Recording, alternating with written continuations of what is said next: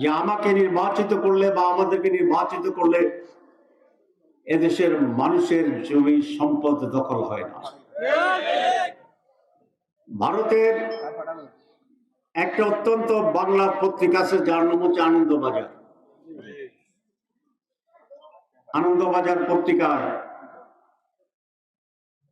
কিছুদিন আগে একটি খবর বেরিয়েছে। সেই খবরে যিনি প্রধান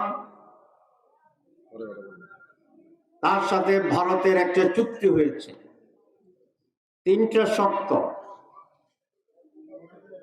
1 নম্বর শর্ত হচ্ছে ফেসিবাদের সাথে যারা জড়িত ছিল তাদেরকে আবার পুনর্বাসন করতে হবে।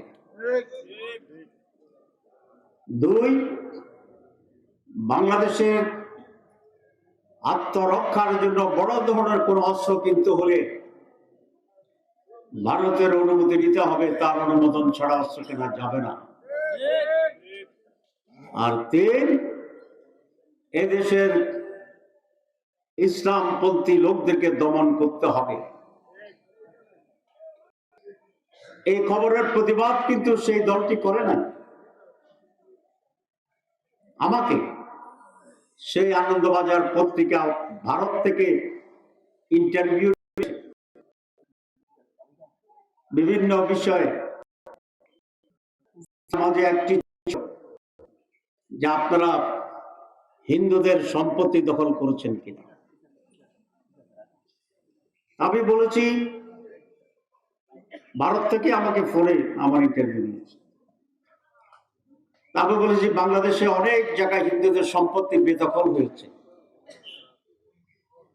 কিন্তু জামাত ইসলামের একজন লোক আপনি দেখাতে পারবেন না যারা হিন্দুদের সম্পত্তি দখল করছে। আমি চ্যালেঞ্জ দিচ্ছি, এখন আপনাদের সামনেও চ্যালেঞ্জ দিচ্ছি। তাহলে কারা দখল করলো? হিন্দুদের সম্পত্তি তারাই দখল করেছে। ভারত কাদেরকে বন্ধু মনে করে আপনারা জানেন? আমি তো নাম বলিনি।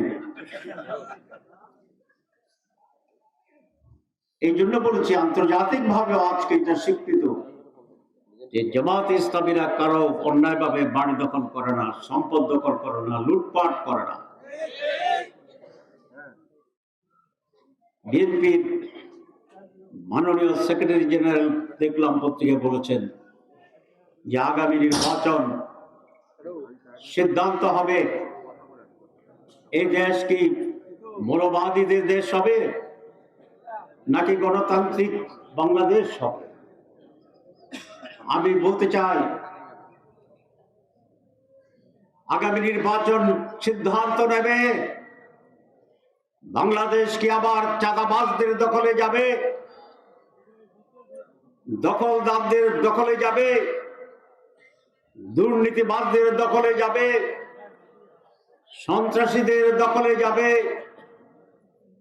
স্বৈরাচারের দোসরদের দখলে যাবে, নাকি 5ই আগস্টের বিপ্লবের চেতনা ধারণ করে জুলাই বিপ্লবের শিক্ষা নিয়ে একটি গণতান্ত্রিক সম অধিকার, সকল মানুষের মুক্তি, অর্থনৈতিক রাজনৈতিক সমৃদ্ধি, নতুন বাংলাদেশের দিকে যাবে, সেই সিদ্ধান্ত আজকের নির্বাচন নির্ধারণ করে দেবে।